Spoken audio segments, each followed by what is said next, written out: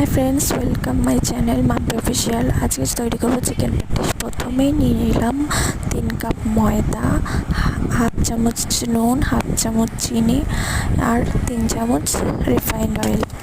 আর এবার এইটিকে মিশ্রণটিকে ভালো করে ময়ম করে নিয়ে একদিকে বসিয়ে দিয়েছি চিকেন সিদ্ধ। নুন জল দিয়ে চিকেনটা সিদ্ধ হতে হতে ময়দাটাকে ভালো করে মেখে একটা ডো তৈরি করে নেব। এই ডোটাকে ভালো আধ ঘন্টা রেস্টে দিয়ে দেবো। এবার এই ডোটা দিয়ে আধা ঘন্টা পর ভালো করে মেখে একটা লাচি তৈরি করে নেব।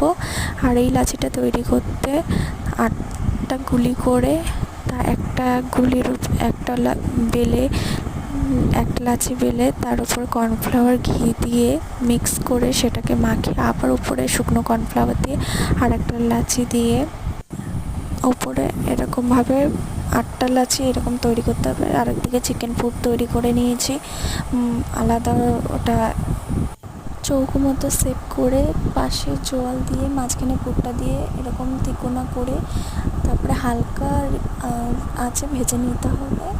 আর দেখো কত সুন্দর ফুলে গেছে, দেখো মুচমুচে তৈরি হয়ে গেছে।